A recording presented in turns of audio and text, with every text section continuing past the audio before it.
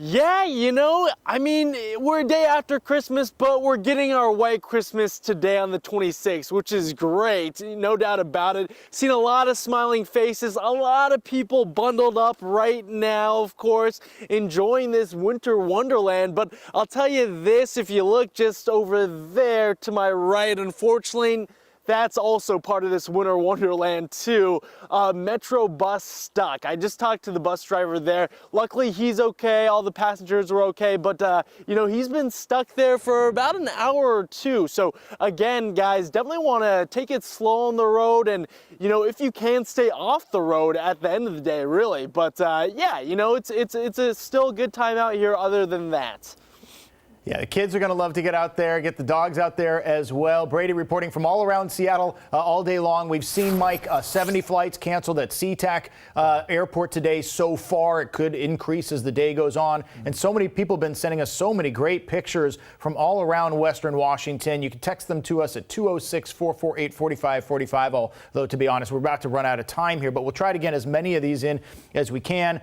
And yeah, we still, as we're going to rotate through these, we can talk about the places you expect to see the most snow, not just Seattle, where you said we could get up to 4 inches by the time this thing is done, but maybe in the southern part of King County, Thurston County as well. So that's what's interesting about it. We were talking about that in the full forecast. If you want to go back, you can go online to king5.com and you can see our most recent forecast. But it looks like the convergence zone is going to set up in the South Sound today. And so what that means is we could be looking at more impressive snow totals down towards Tacoma and Olympia. And it looks like Seattle's going to do very well as well. And yeah, just keep sending those photos in. Everything looks better with a fresh coat of white snow on it. Port Townsend is accumulating there nicely. And it's very impressive to see so many 12s now as we get, I want to say, closer to kickoff, but we still got more than 3 hours to go between the Seahawks and Bears. And a lot of people, I see them like leaning over as they walk across the crosswalk. We're kitty corner from the baseball stadium, by the way, and then the football stadium right up the block. But this is what we're looking at for the next 12 hours. I just saw a guy in a Steve Largent throwback jersey. That's a hardcore sports Seattle fan right there. I love it. A couple things we've also seen in the intersection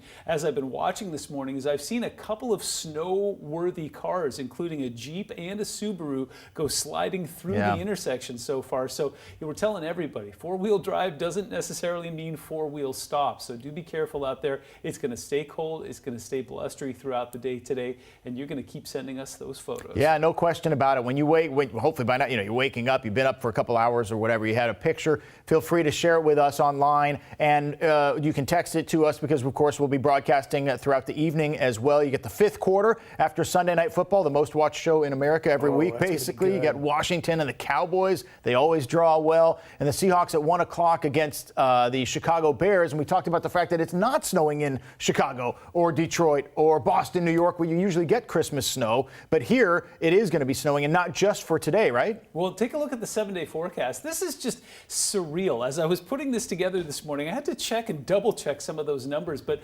overnight lows are going to dip down into the teens. Monday and Tuesday, we're going to stay below freezing in Seattle all the way through until Thursday. Now, what happens on Thursday is a new system is going to push in. It's going to have some warmer moisture with it. So you'll see that it kind of turns to a rain-snow mix across the lower elevations, but we are expecting that to dump some new snow up into the mountains. So if you're a snow sports fan, we're going to do very well as we go towards New Year's Eve, which is on a Friday, and New Year's Day on Saturday this year. But of course, then you still add to the problem you talked about earlier, and state transportation officials talked about the black ice, because if that low is still below 32, even overnight, if you get that new layer of snow, it can be packed down. So that's why that's such an issue. Even as you mentioned, a flat intersection like we have here at First and Edgar in Soto in Seattle, you do see people spinning out, and we have so many big hills in Seattle. The city is famous for that. So whether it's Beacon Hill, Queen Anne Hill, First Hill, you name it, you got to be super careful at different levels of elevation. As we were leaving the studio last night, we were observing that you could see that glaze. The roads were wet, and then they were starting to freeze. And overnight temperatures touched down in the teens and lower 20s.